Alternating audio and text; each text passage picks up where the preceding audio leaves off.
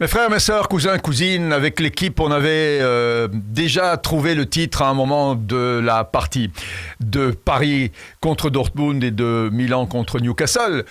Ça vaut ce que ça vaut ce titre, hein, mais on avait trouvé Europa League. Parce que le PSG a risqué de filer en Europa League pendant une bonne partie de cette soirée. Quand vous regarderez cette vidéo, on aura déjà beaucoup débattu. Paris mérite-t-il d'être en huitième de finale de la Champions League?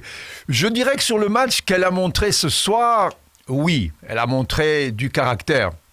Je dirais que sur l'ensemble de cette poule, non, parce qu'elle a pris 1 point sur 9 à l'extérieur, qu'elle a gagné ces 2 matchs contre Dortmund et Milan à l'extérieur, qu'elle a quelque part reçu miraculeusement 1 point face à Newcastle avec cette décision insensée, injuste de l'arbitre Marcignac qui a accordé un penalty à la 96e minute, un penalty imaginaire, inexistant, que je pense même les Parisiens les plus honnêtes reconnaissent, même si après, évidemment, on peut dire oui, mais il y avait peut-être des choses avant, etc. Mais ce penalty-là n'existait pas. Et ce penalty-là, il vaut 1 point. Et ce point qui a été pris face à Newcastle à Paris, c'est le point qui permet évidemment au PSG de se qualifier pour les 8e de finale et qui barre la qualification au Milan AC, qui lui a fait tout ce qu'il fallait à Newcastle, mené 1-0, il est remonté 1-1, 1-2, avec un très beau spectacle, un très beau Milan, et un arrêt exceptionnel de Maignan. Je ne sais pas si vous avez vu les images, mais il y a un arrêt de Maignan, mais alors vraiment martien, absolument phénoménal, qui prouve que c'est certainement, à l'heure actuelle, le meilleur gardien du monde. Il est français, il joue à Milan. Donc ce point que Newcastle s'est fait prendre, j'ai pas dit voler, prendre à Paris, a coûté fort cher à Milan, qui avait fait le taf, qui avait fait le boulot, qui avait fait ce qu'il fallait pour se qualifier, mais qui finit à cette 3e place. Donc l'Europa League sera pour le Milan AC cette année-ci, bien loin des résultats qu'elle espérait engranger alors qu'elle a été l'année passée demi-finaliste. Donc une grosse déception évidemment pour Milan, un cadeau du ciel pour Paris qui avait accepté peut-être l'idée de jouer l'Europa League au début de l'année 2024. Parce que Luis Enrique avait fait passer le message qu'au fond, c'était pas trop grave si quelque chose de ce genre arrivait à Paris. C'était peut-être une façon de grandir, de gagner peut-être l'Europa League et de réussir une saison malgré tout honorable. Voilà donc Paris en 2e position, derrière Dortmund. Et cette 2e place va évidemment lui réserver un gros client en 8e de finale. On verra bien les tirages, on verra bien. Mais en étant 2e, et quand on voit les premiers de l'autre côté, il y a du lourd, il y a du méchant, il y a du très très lourd. Et le Paris qu'on a vu sur ces premiers matchs de poule n'est à cet instant-ci pas très compétitif pour jouer les cadors de cette Champions League. Mais on verra, dans le foot, vous le savez comme moi, les vérités d'aujourd'hui ne sont peut-être pas les vérités de demain. Que va-t-il se passer dans le mercato d'hiver ? Probablement, on a enlevé le spectre du départ de Mbappé, parce que c'est peut-être aussi évident que si Paris était en Europa League, le destin de Mbappé aurait peut-être pu chavirer. Parce que, évidemment, quand on joue l'Europa League, on peut peut-être aussi dire au revoir et adieu au Ballon d'Or. Et donc, le fait de se qualifier laisse encore l'espoir, malgré tout, sur le papier, théoriquement, d'aller plus loin. Et puis, vous savez aussi qu'il y a des équipes qui commencent très mal et qui finissent très bien.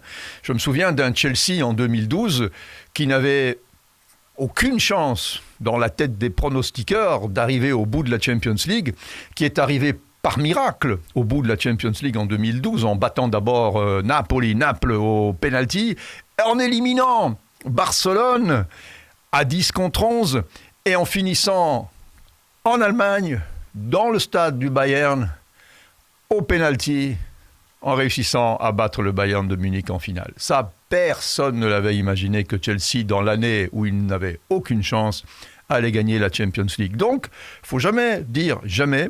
Et on peut toujours penser que, malgré tout, cette équipe fantasque, un petit peu bizarre, atypique, qui ce soir a montré de belles choses. Malgré tout, ils ont eu une flopée d'occasions.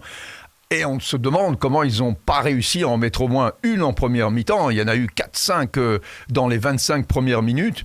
Il y a eu aussi un arrêt phénoménal de Donnarumma qui, c'est vrai, chaque fois qu'il a la balle au pied, il y a une espèce de spectre qui plane sur la pelouse en se disant ça y est, il va encore se faire un croche-pied lui-même, il va réussir à tomber, il va réussir à passer la balle à l'adversaire, il va à lui tout seul éliminer le PSG, parce que ça peut être une arme dans le bon sens. L'arrêt qu'il fait en première mi-temps est extraordinaire, mais Donnarumma, balle au pied, je pense que quand c'est Donnarumma qui touche la balle des pieds, tout le monde à Paris tremble. Et ça, c'est quelque chose qui risque de lui coûter sa place, parce que c'est vrai qu'encore une ou deux petites gaffes du style de celle qu'il a faites il n'y a pas longtemps, et on peut très bien imaginer Donnarumma ne plus faire de vieux os dans le stade parisien. Bon, ben voilà, l'histoire de ce soir, c'est une belle leçon. C'est que les points qu'on ne prend pas, quand il faut les prendre, vous coûtent très cher au final. Alors on peut revenir évidemment 1000 fois sur ce match nul injuste que Newcastle a subi il y a plus de 15 jours à Paris. Il y a des erreurs dans le foot, et sur la vidéo qu'on a fait en disant qu'il y avait scandale, je maintiens que c'est scandaleux. Mais je veux bien croire que Marcignac a fait une erreur parce que c'est un être humain et que l'erreur est humaine. Je veux bien le croire parce qu'on m'a dit oui, mais pourquoi douter, pourquoi revenir sur des affaires qui arrangent évidemment tous les anti-PSG. Il y en a un paquet, tous ceux qui n'aiment pas le PSG sont légion, donc je ne vais pas en ajouter. Mais c'était tellement bizarre, après avoir regardé la VAR, après avoir longtemps regardé les images, de réussir quand même à donner un penalty. Et donc ce penalty pèse aujourd'hui très très lourd, surtout pour Milan. Je reviens à ce que j'ai dit au début de cette vidéo. C'est terrible pour Milan, qui a fait vraiment ce qu'il fallait faire, mais qui malgré tout n'a pas pu se qualifier à cause de ce petit et malheureux point. Que donneront les tirages au sort ?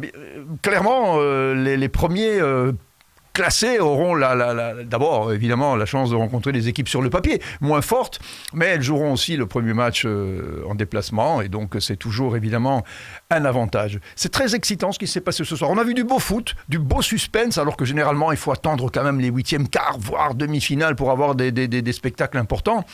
Ce soir, on a vu des choses intéressantes. Alors, il y a des choses bizarres aussi. United qui est éliminé de toute compétition. Il y a des clubs qui ont marqué les esprits, comme le petit Copenhague. Donc, il y a toujours des surprises, des petits poussés qui passent, des grosses machines qui tombent. Ça, c'est comme ça chaque année. Mais en même temps, les grosses machines qui tombent sont des clubs qui généralement se portent mal dans leur championnat, qui viennent de défaites qui sont révélatrices d'une forme absolument déficiente.